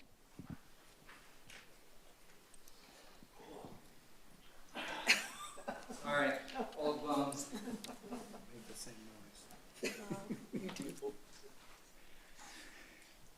Madam Mayor, council members, I appreciate a few minutes. I just wanted to reiterate and underline what the previous speaker said about Cindy. I've been in the district for 4 years now, and I'm known as the walker in the neighborhood, and I talk to everybody, which my wife knows when I'm not back in time, I'm talking to somebody. And this is anecdotal, of course, but I do talk politics to my neighbors, and everybody expressed to me that we're real happy with the job and service that Cindy's performed, and we would very much like her to be mayor to represent our district as the mayor. So I hope someday, if you haven't already been mayor, that you all have that opportunity because it's really an honor to people that really serve the community. So I appreciate all that you do. So thank you. Thank you. Madam Mayor, that concludes public comments. Thank you, Madam City Clerk. Council members, we're going to bring it back to discussion to talk about the certification of the November 5th, 2024 general municipal election results. Are there any discussion or questions?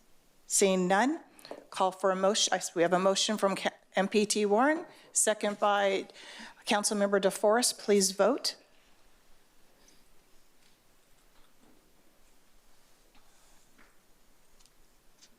Motion carries unanimously, 5-0. Thank you, Madam City Clerk. We will now move on to the oath of office and presentation of certificates of the election to newly elected city council members. Madam City Clerk. Thank you, Madam Mayor. Starting off with Council District 3, if Councilmember DeForest can please come forward.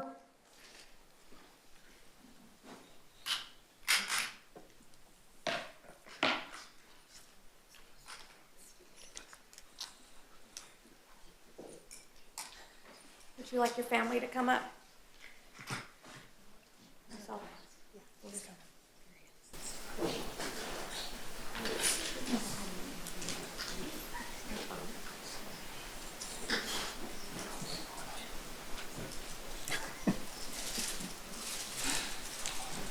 Got sidetracked.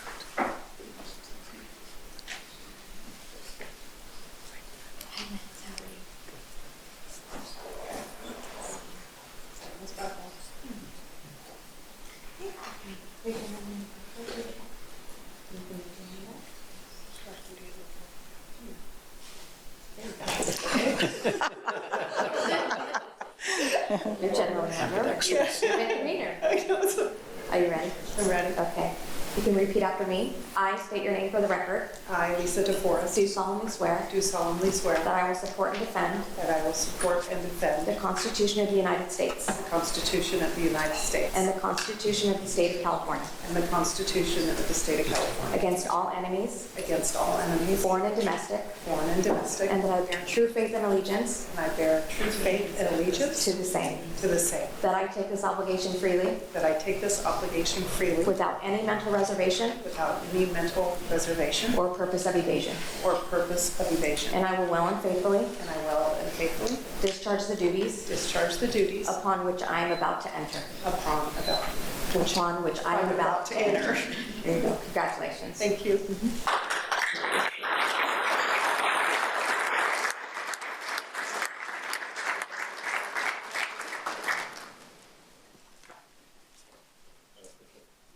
Oh, yes.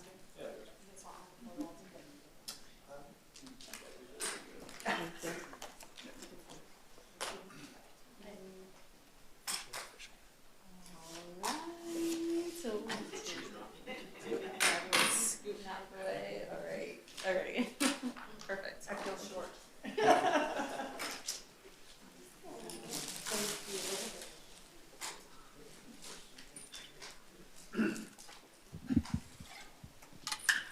We will now move on to City Council District 4. If I could have Councilmember Stone come forward with Judge Jason Stone, who will be issuing the oath of office.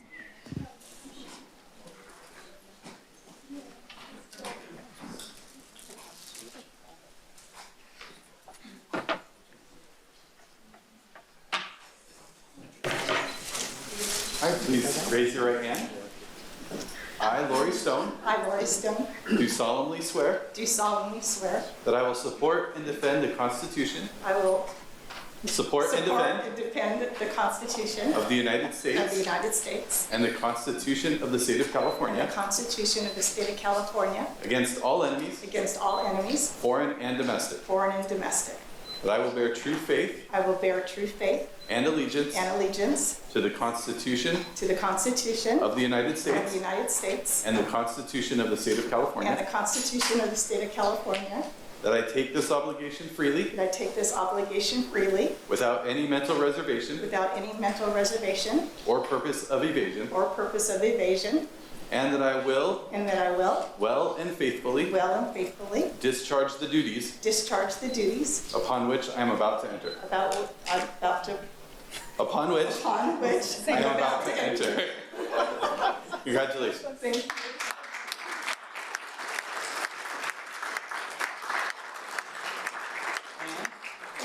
In 4 hours, happy birthday. Oh, yes.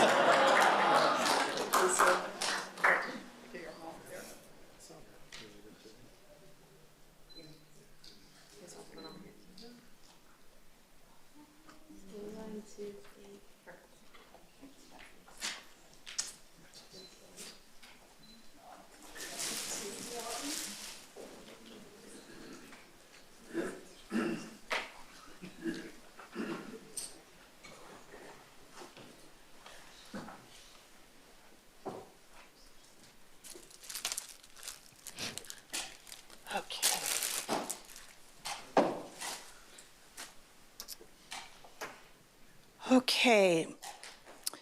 Moving on to the selection of the presiding officers. No? Madam Mayor, Sorry? if I may? Yes, ma'am. So we will move on to the privilege of the floor, which will be extended to incoming council members. So this is the opportunity for Councilmember DeForest at this time. Thank you, Madam Mayor. Thank you, Madam City Clerk. And thank you, Murrieta.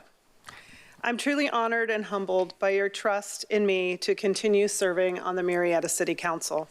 I want to express my deepest gratitude to each of you who voted, supported, and I see a lot of you out there tonight for me, thank you, and believed in me, not just for my ideas, but for my values. I stand for you. Your faith in me strengthens my commitment to serve with transparency, integrity, and open communication. I also want to acknowledge that while not everyone may have supported my candidacy, I'm excited to work alongside my colleagues in a spirit of positivity and collaboration. Our collective goal is to move this great city forward, focusing on what unites us and builds a bright future for all.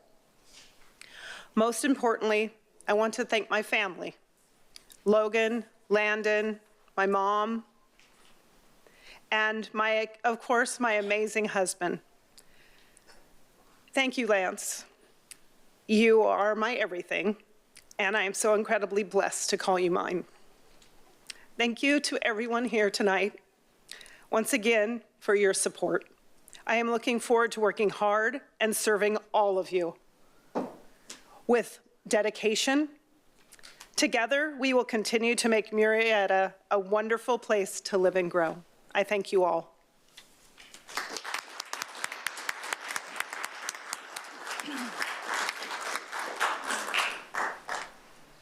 Madam Mayor, if you would like to speak as an incoming council member as under re-election, and then later you will have the floor as the outgoing. Thank you, Madam City Clerk. Ladies and gentlemen, family members and colleagues, I cannot believe that 4 years has gone by so quickly for me. It was very challenging to be elected in 2020 during COVID. And due to COVID, I want to kind of talk about a little bit of my leadership in the last 4 years and really what it has meant to me. The City of Murrieta received ARPA funds, which is the American Rescue Plan Act. And there's certain criteria of which you can use that money for, and one of them happens to be water and sewer. The residents on the east side are one of the oldest developments, and they didn't have fire hydrants. And a lot of the wells were drying up. And I took the lead on being a voice for those residents. And I'm happy to say that my fellow colleagues had voted to partner with Eastern Municipal Water District in bringing the infrastructure in for those residents so they have fire hydrants, which was very crucial in the fires that we just had off of Los Alamos. And those residents have an opportunity to hook up to the infrastructure so they have water. In addition, I've been a strong advocate for mental health resources for the residents of Murrieta. I want to thank our former mayor that's sitting in the audience, who was a voice with me, and then Councilmember John Lavelle. And it's a #1 crisis in America today is mental health, and it's a major crisis here in Murrieta.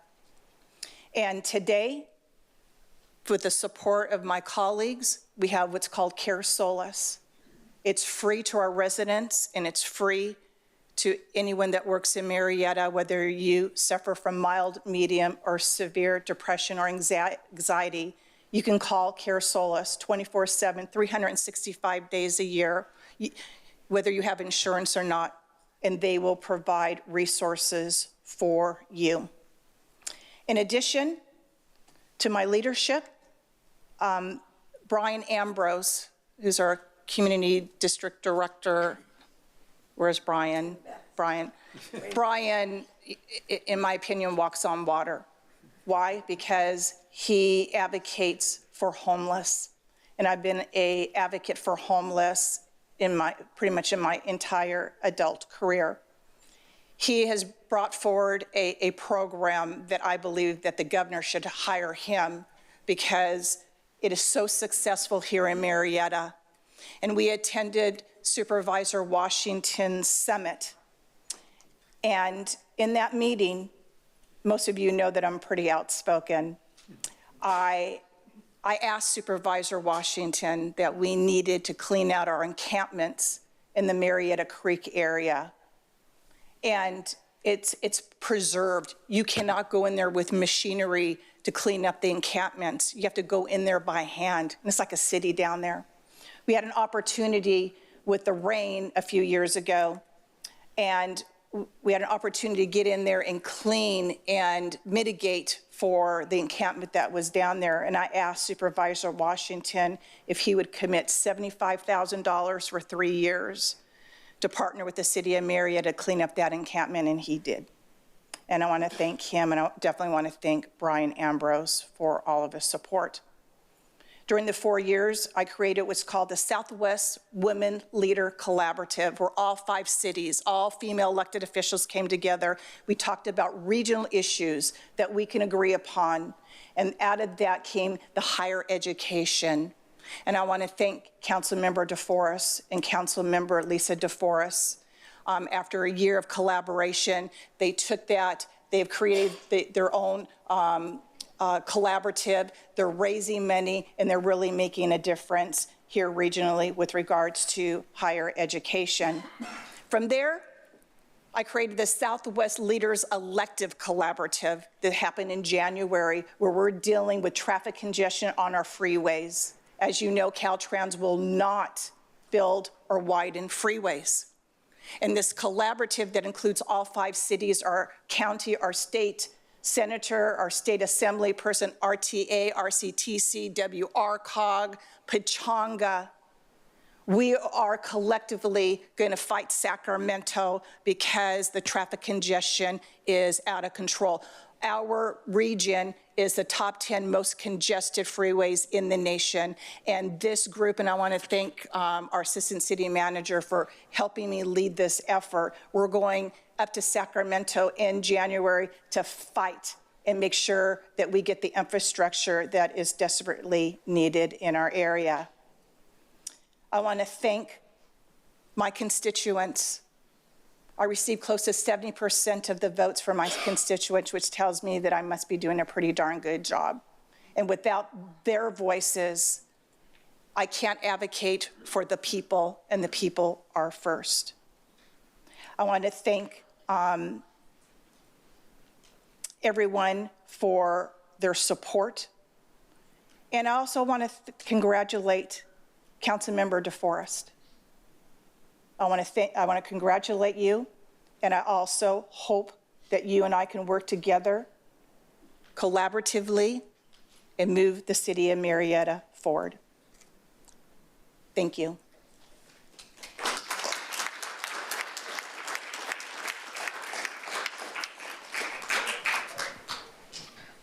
Okay, Madam Mayor, we're going to move on to the selection of the presiding officers. So the order will be as follows, and I've done it with this group in the past, but I just want you to know that I'm here to support you, so we'll get through it, okay? I'm not worried at all. Okay. So the order will be as follows. As the city clerk, I am deeming that all council members are on an equal basis to nominate and elect. Nominations do not require a second, and they are not debatable. There may be more than one nomination. If there is more than one nomination, then we will go to paper ballot. A motion and a second is required to close the nomination. Upon closing, I'll do a roll call vote. Upon the election of the new mayor, he or she will take the center seat. Following the election of the mayor will be the election of the mayor pro tem. It will be held in the same process. It'll just be overseen by the mayor unless the new mayor requests that I do it. Upon the mayor pro tem's election, they will take the seat directly to the right of the mayor. So we'll have a little bit of a seat rearrangement. Do I have any questions from any council members at this time?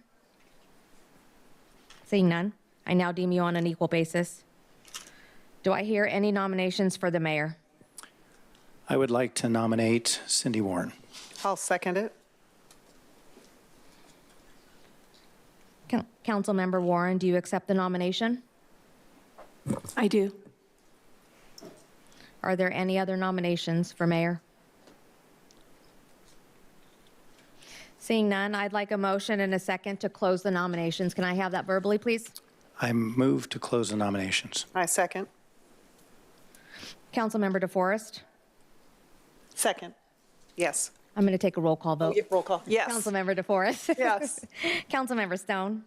Yes. Councilmember Warren? Yes. Councilmember Holliday? Yes. Councilmember Lavelle? Yes. That closes nominations, okay? So now that we've closed nominations, I'm going to call for a motion and a second to appoint Councilmember Warren as the mayor.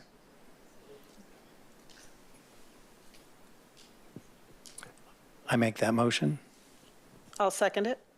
Okay, we're going to do roll call vote. Councilmember DeForest? Yes. Councilmember Stone? Yes. Councilmember Warren? Yes. Councilmember Holliday? Yes. Councilmember Lavelle? Yes. Motion carries unanimously, 5-0. Congratulations, Councilmember Warren, you are now the mayor.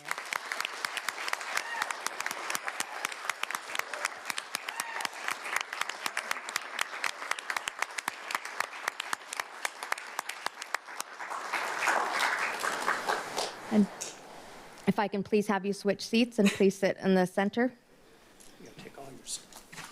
That's already organized. I'll move all of your stuff during the reception.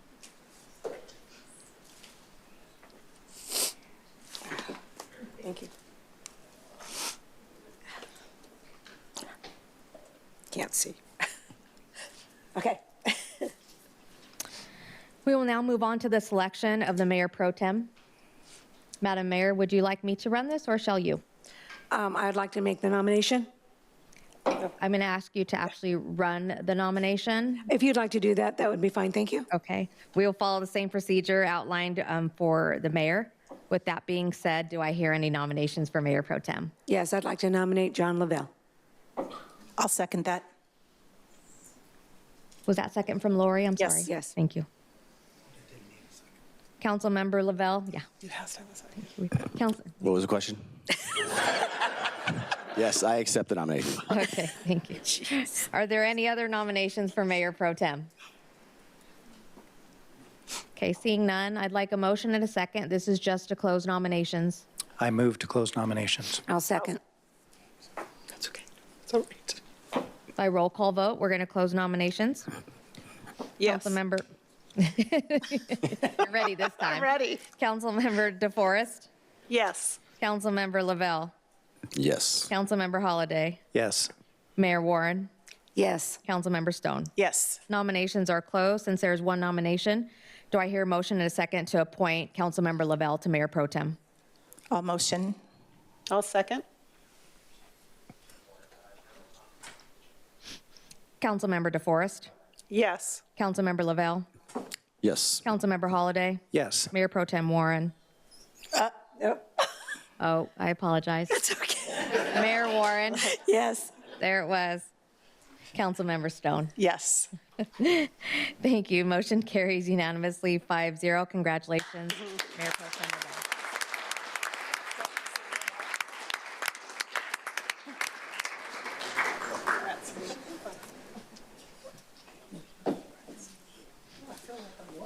I said by you before? No. It's just tonight. No. Congrats, John. Thank you, guys. Thank you, sir. At this time, we will give the privilege of the floor extended to the outgoing mayor. Thank you, Madam City Clerk. It has been an absolute honor and a privilege to serve this community as your mayor. There's a lot of people that I really would like to thank, and I'm going to start with our community organizations that gifted me with certificates of recognition and awards through the years for my advocacy for quality of life, mental behavior health, breast cancer, and voices for children. Passion Life Church, Susan G. Komen Breast Cancer Foundation, the Empowered Women in Wellness, the Empowered Center Voices for Children, Care Solace, and Molly Community Outreach Protective Services Incorporated. What I do is I'm not doing it for the salary that we receive, and I'm definitely not doing it for the awards that I was presented this year. I do this because I love Murrieta, and I love serving, and I love making a difference, and I love fighting for all of you. I also want to thank first is our city clerk, Crystal McDonald, and her entire team. We had a lot of laughs this year, and There's been times we were frustrated, but we came together as a team, and you were so efficient, and you made me look so good, and I just want to thank you and your entire team. I want to thank the entire city team, our directors. I'm not going to call you out because I always will forget somebody, and I don't want to do that, but I want to talk about your leadership with me, how supportive you have been with me, and that is traffic congestion, as you know, has been my #1 complaint. And Bob, you always have a smile on your face when I walk in your office. Code enforcement has been challenging, very challenging, and extremely frustrating. I had no idea. When I sat on the subcommittee, I thought Councilmember Holiday and I, we were going to complete this in 2 seconds, and it's going to be great. Let me tell you, it's very, very frustrating. It's probably, I think, one of the hardest jobs is being the code enforcement director. There were plenty of field trips that were taken, and that director knows who he is. Our library, I want to thank our library for their support and allowing me to fundraise for our library expansion. And of course, I already told you about Brian Ambrose, our homeless services, and legislation. Isaac was phenomenal in bringing me up to date on legislation that not only affects Murrieta, but affects our county as well. Our senior center. I love the entire staff at the senior center. When I visit the senior center, they make me feel like I'm a celebrity. I walk in and yeah, they all want my autograph. It's the cutest thing. But it was heartwarming and actually really sad, because for some of these seniors, their lunch is their main meal for the day. And I want to thank our entire team. I want to thank our executive team for creating beautiful speeches for me, all the ribbon cuttings, all the special assignments. I want to thank our public safety and our first responders for all of your support and your guidance this year as well. And I want to thank our assistant city manager, Kristen Crane, who has been so phenomenal and such a huge support system to me. And I just really, really want to thank you from the bottom of my heart. And I want to thank our new city manager, Justin Clifton. And while he's only been with us for about 8 months now, I really look forward to coming to work. He hears me, and he gives me solutions to the issues that I bring forward, and he's an out-of-box thinker, which I really, really like, and I really believe that Murrieta is in such great hands with his leadership, and I look so forward to the next 4 years. And especially to my council, I want to thank MPT Warren, or Mayor Warren. As the mayor, you are requested for so many events, and sometimes I'm doubled and triple booked. And I really wanted to thank her for stepping up when I really needed it. And I just really want to thank you. And again, I really want to thank my colleagues for their wonderful support. So thank you. It has been such a pleasure. And it's something that I've never done before, was to be the mayor of Murrieta. And as someone had said earlier, it was such a special and rewarding experience. Thank you all so much, and I'm honored.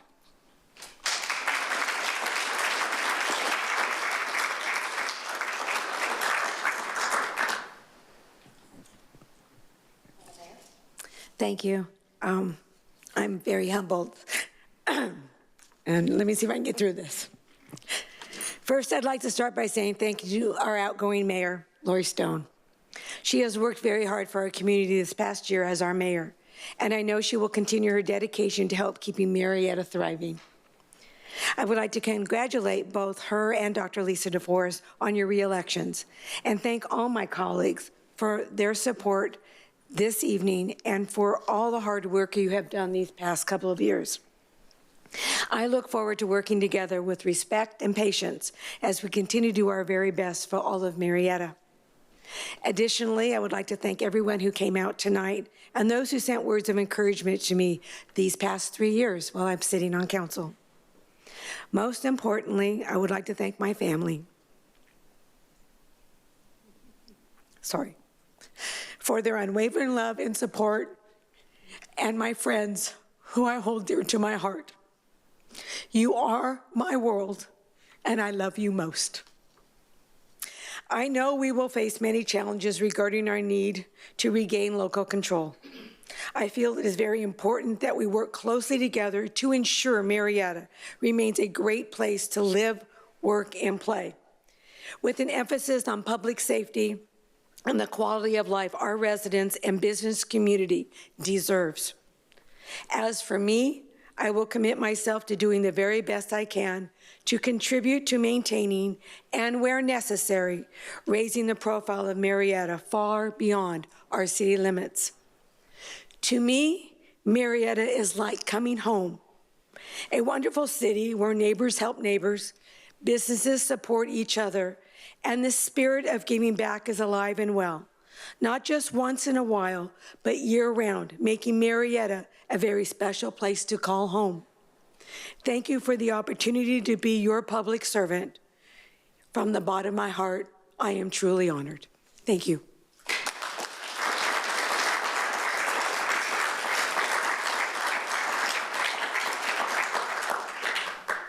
Yes, I know, Madam Mayor, if you wanted to present something to Councilmember Stone. Everybody else,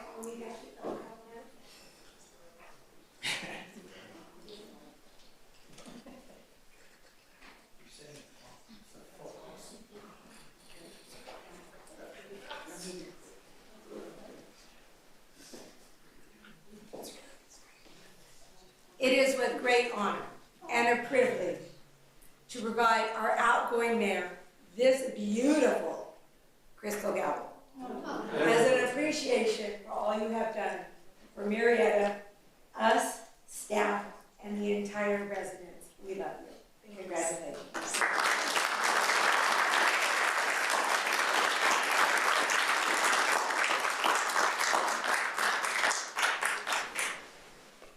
Lisa, we're going to get a picture with her. We'll come on back there. Yeah. John, can you step on this? Yeah.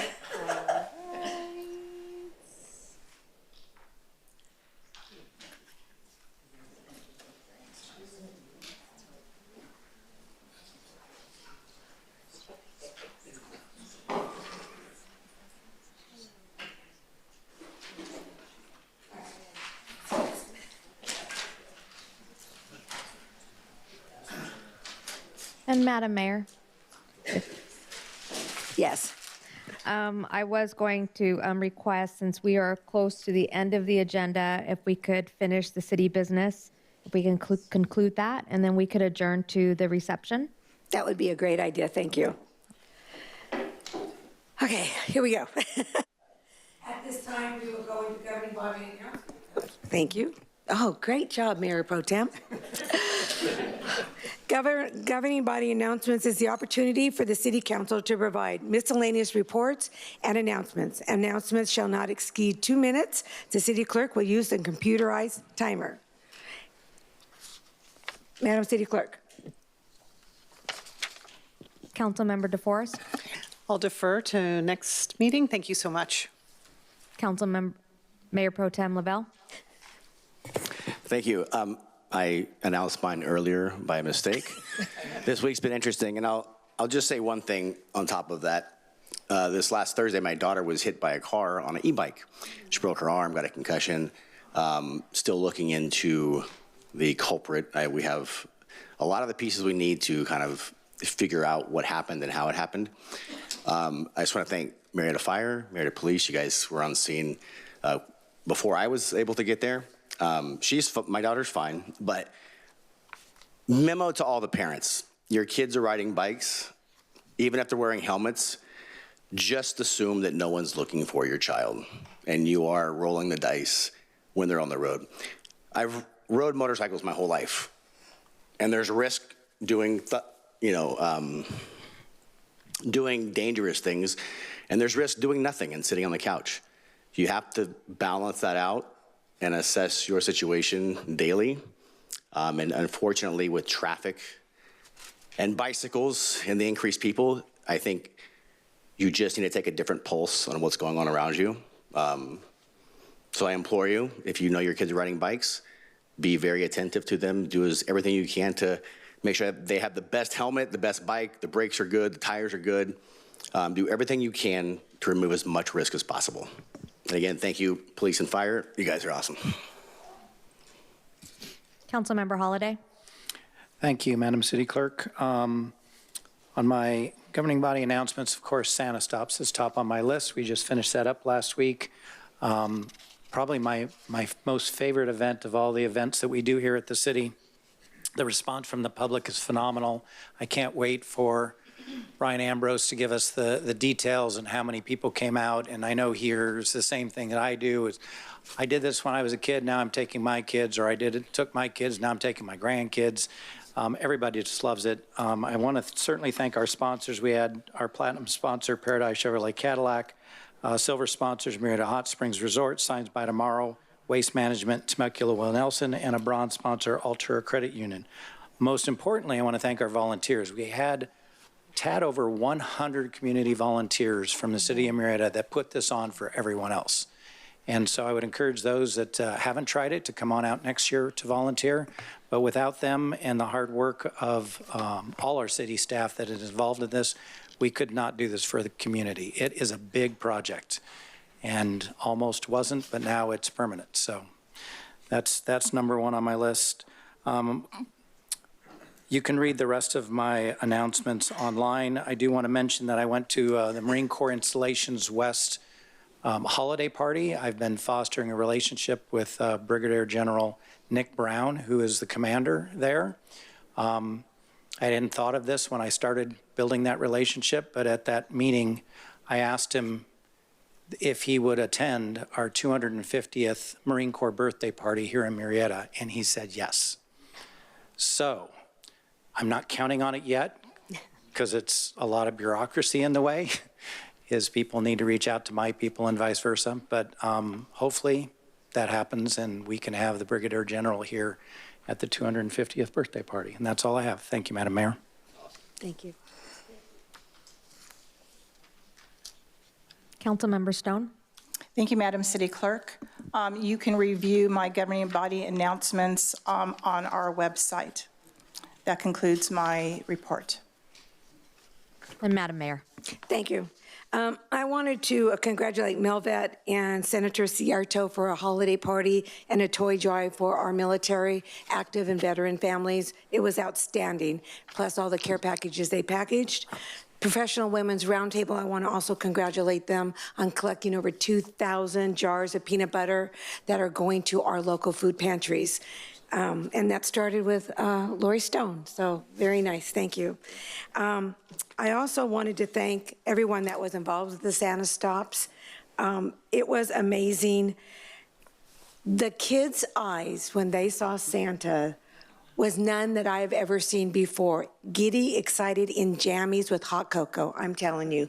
They had a blast, and I had so much fun being a part of it. And the last thing I want to also announce is that I've never been to a board cutting, ribbon cutting, and we got to go to our very first Home Depot board cutting. It was exciting, it was exhilarating, and the city was on fire. They couldn't wait to shop. So welcome to our new Home Depot, and I also wanted to let you know I presided over the Los Alamos Hills Water Facility Project dedication ceremony on behalf of the mayor and our city, and I love being a volunteer at Murrieta Elementary School, and it's a really great place to volunteer, and one of our kindergarten teachers is here right now.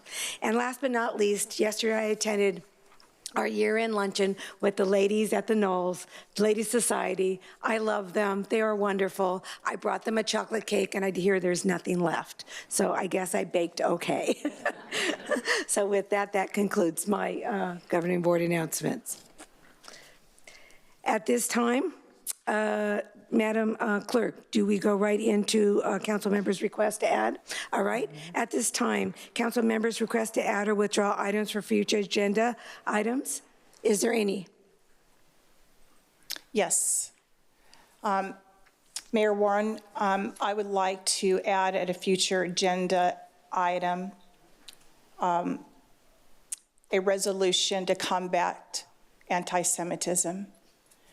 Here in Murrieta, we've experienced that at the 412 Church, where they had the Holocaust Remembrance walk and ceremony. And upon our arrival, there was anti-Semitism